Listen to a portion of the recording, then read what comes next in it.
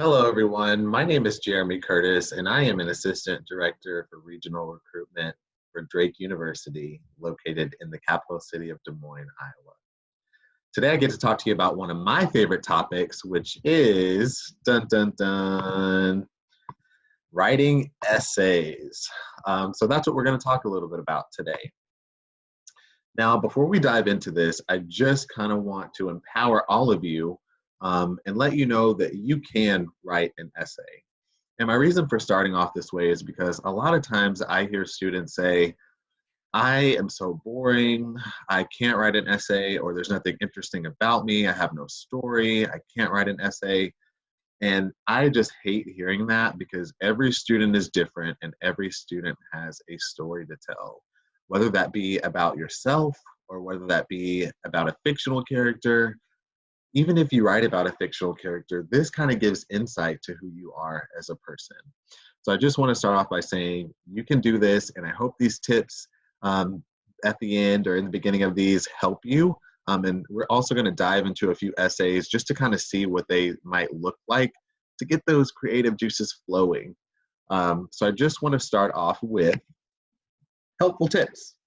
The do's and don'ts, so to speak, of writing an essay.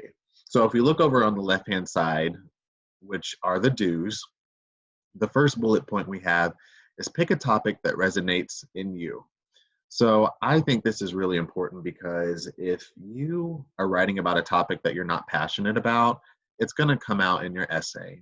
And that's not going to be for everyone. Some just have a natural talent for writing and they can do the smoke and guns of all that. However, I think it's still a good rule of practice to pick something that you're passionate about. So for example, if you write an essay about horses and you've never ridden a horse, or you also don't like horses, it's not probably going to be the best essay I've written or read, so to speak, excuse me.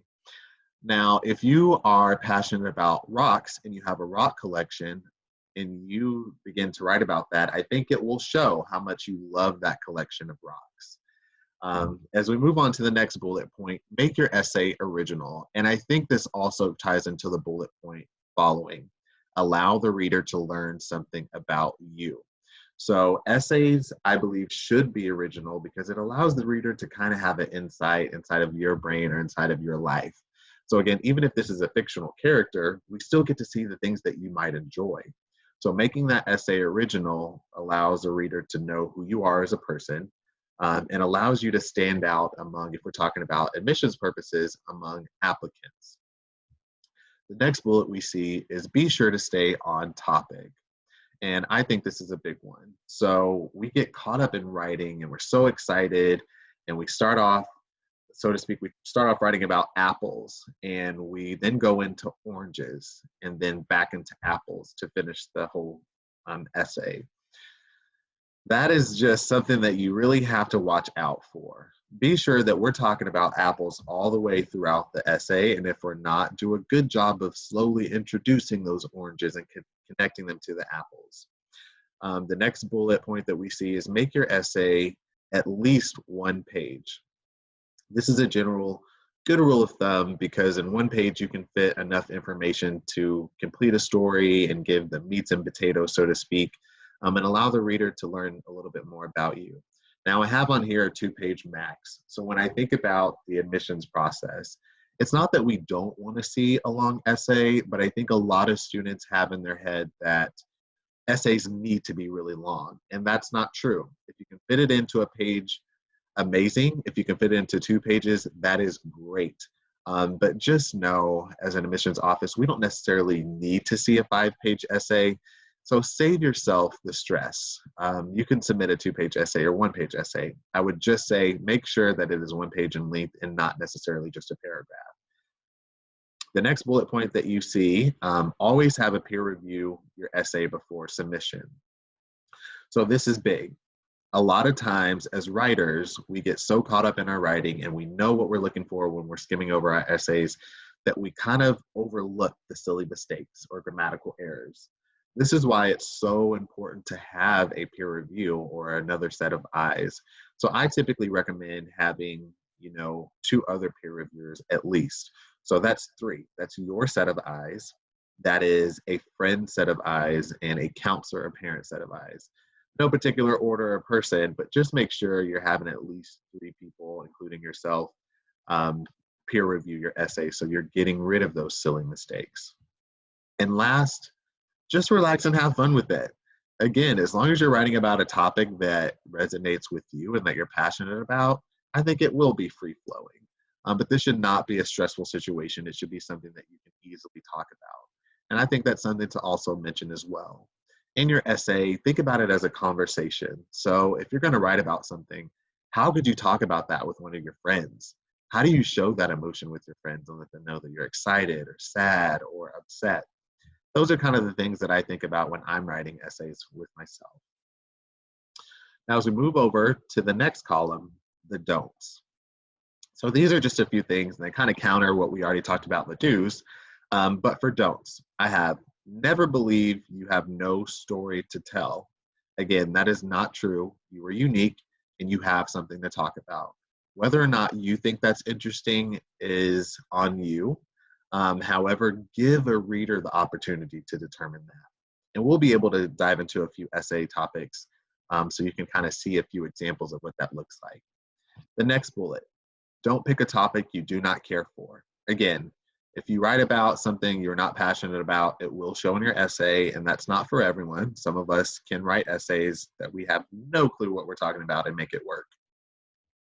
Next bullet point, don't bounce between topics in one essay. So again, apples, apples, apples, not apples, oranges, bananas, and back to apples to end your essays, so to speak. Don't submit without a peer review. Again, we can minimize those silly mistakes and grammatical errors just by having another set of eyes on it, so make sure that you do that. Next bullet, don't write a novel. And I'm not telling you you cannot do this. I think it is a good practice to reach out to your admissions office or admissions counselor and do your own research just to see, is there a length? Maybe it's a scholarship essay that you're writing for, and they require you to have 5 pages or 1 page. Just be sure that you're checking in on this. But for admissions purposes, you do not necessarily have to write a long, drawn-out 5-page paper. And lastly, don't stress. You've got this. And I'm going to be able to give you some more insight as to what essays might look like. So that's kind of what I want to move into, is just being able to show you what essay examples you might see. So I want to share with you these essays. So this is essay number 1. And this is a good example of an essay, and I just want to dive right into it. So at the beginning, I apologize for the format. Just the way that it was, I was not able to break this up. But at the beginning, we see the essay topic. Some students have a background, identity, interest, or talent that is so meaningful, they believe their application would be incomplete without it. If this sounds like you, then please share your story. And that's the topic. So we're going to go right into it. I'm just going to do a quick shuffle, and is this your card? I love the look of wonder, disbelief, and shock on their faces when I manage to yet again guess their card out of all 54 of them, including the jokers. Questions or statements of how, you cheated, do that again, always follows. As I hold the deck of cards in my hand and notice a single card on the side, I can't help but think of myself and relate it to different situations. Solitude has been my friend for a while, but doing simple things like shuffling or performing card tricks allows me to have plenty of time to become more comfortable around others. The mystery card could be completely random and I can identify with all of them. Looking at the weakest face card, I realize that the Jack is similar to me when I am at my lowest times. The Jack is a stronger than over half of the deck, yet is considered weak. I am strong enough to fake a smile and pretend that I am all right. When I warm up to friends and family, I start to feel more like a queen. The queens of the deck remind me of those who have a nurturing heart and have the ability to protect and take care of those who are dear to them. I feel like a queen when I am around my friends and family, especially the younger ones, because I always have an undying urge to protect them and make sure that they are happy even if it makes me sacrificing my own happiness. No one is perfect, and sometimes I forget that no matter how hard I try, everything is not going to be completely right in the world. It's at those times I feel like a king. I feel that I have the power and the voice to make things right, and I become my biggest critic. The king is one of the strongest face cards, but can easily be overruled by the ace or the jokers. I put forth my biggest efforts to make sure everything goes right, and if something goes wrong, I immediately blame myself for it instead of anyone else. If I had to choose a favorite card, it would be the Ace of Spades, only because it is one of the strongest cards in the deck, but is not as strong as either of the jokers. There's always someone or something that is stronger, more intelligent, or have accomplished more than you, and the Ace of Spades can be a clear example of that. It shows that you can be strong, but provides a clear reminder that there is always room for improvement anywhere. I relate to the ace more than any other card because of my personal drive to do better for myself, whether that is in academics or athletics. I am highly competitive, so when I do not get the grade I want or do the best I can with sports, then I have the drive to do better. Now, the jokers are everyone else because we have that bad habit of comparing ourselves to others, thinking that we are not good enough in some way. They hold a certain amount of power over us because we allow their beings to affect how we function. The jokers hold all the power even though they were originally used to replace lost cards. They hold no real substance, yet all the other cards do not have the strength to go against them. Every day is different, and we wear a new face through our experiences. These cool party tricks are what helped me feel more comfortable around those that I did not know. Relating these cards to myself and others made me feel less alone. Wow. I love this essay because we talk about a deck of cards. And keep in mind, when we look at the length, this is about a page long. And again, by the formatting, it's kind of been a little messed up, but just a page. And in this, though we're talking about a deck of cards, we have a student that has compared themselves to multiple cards within a deck on any given circumstance. And I like this because this student may have started out by saying, I don't know what I'm going to write about, and looks at a deck of cards and may think that's so simple, and they put their own spin on it and allow the reader to learn about them while also not just personality wise, but one of their hobbies are cards. And I think this is a good way for students to see, maybe you think a deck of cards is not interesting, but adding some sort of value to those cards brings a whole new life to your essay. So maybe you have something right now, a hobby or anything that you enjoy that you think is not interesting. Think about it and think about how you can put your own spin on that for someone to read an essay. I love this. Let's go down to essay number 2, which is also another good example of an essay. The year was 2011. I was 9. 50 campers shuffled into a dimly lit dining hall. I could feel the lump in my throat returning. It wouldn't take much for me to cry again. It had only been 4 hours since my mother dropped me off, and the smell of the taxidermy moose at the front of the hall was making me nauseous. It resembled stale, dirty socks mixed with dust and combined with bland chicken roasting in the kitchen for dinner. I don't remember much of what Professor Bumblebone said, but I remember my whole world changing the minute she awoke the Sorting Hat. The experienced wizards walked confidently. The new campers were reluctant, but before I could comprehend the pure magic happening in front of me, I was called. Maple! I felt my cheeks turn hot as I weaved my way to the clearing up front.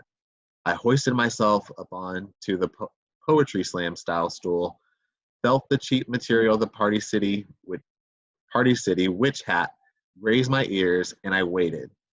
Selkie Clan, it proclaimed with glee. I was snapped out of my daze by the applause of my peers. For the first time that day, I wasn't thinking about the fact that I was going to be away from home for a week. I was mesmerized by the magic of the Sorting Hat. I would never say that I was a skeptic, like the mugly campers who insisted everything was fake. But 8 summers later, I still hadn't quite figured out the logistics of how they got the hat to speak.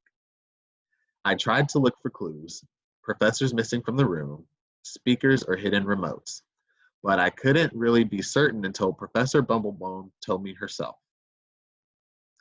A cell phone, an iPhone to be exact, on speaker mode was slipped into a custom pocket sewn on the side of the hat. While in my younger years I was happy to accept it was magic, I have always had a curiosity for the explanations of the seemingly unexplained. Some people see the concept of magic as silly or reserved for Chris Angel's mind freak, but I have always seen it as a reminder that nothing is truly impossible.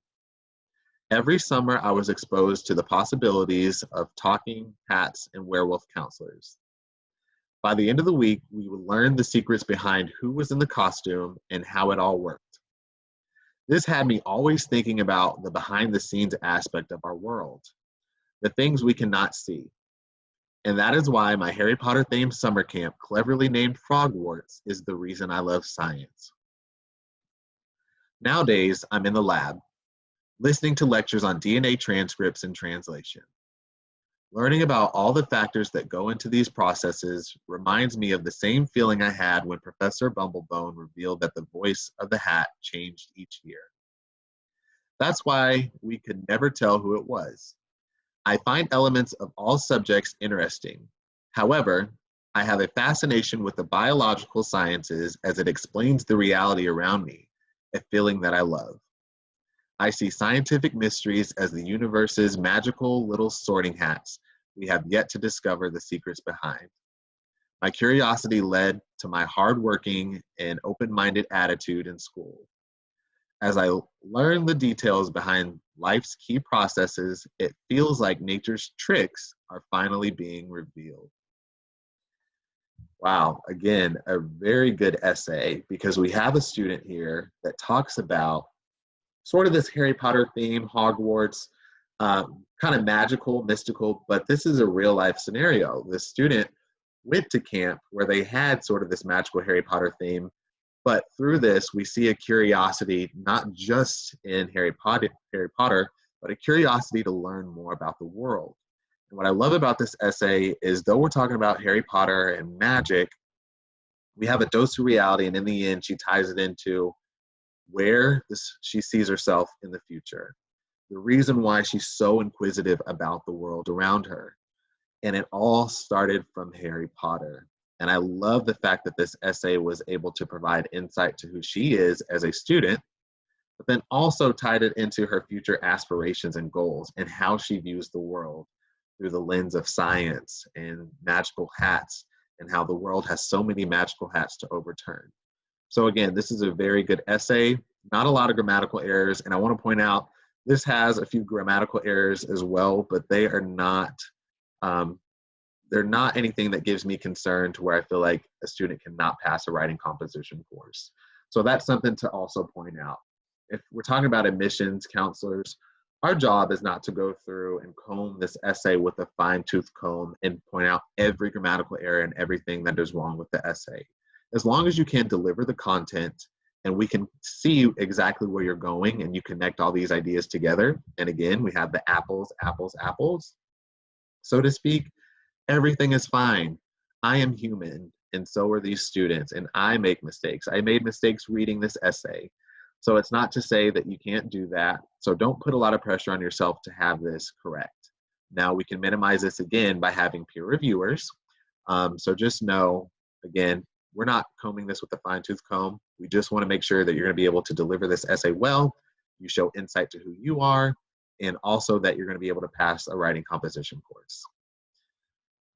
Now, the last essay is one of my favorites because it needs work. Now, I typed this essay myself, and it is based on a trend that I have seen. Now, though this essay talks specifically about football, you can insert any topic into this essay. So let's begin. As we already look at this, me as a reader, I am not intrigued to read this essay. Why? Because there's not a lot in here. And for me, this makes me think I'm wasting my time. And in light, I just want to know about you. So it's not that I'm wasting my time, but I get so excited to learn about you. And when I see only 3 or 4 sentences, it's just kind of a bummer. So don't write a 3 to 4 sentence essay.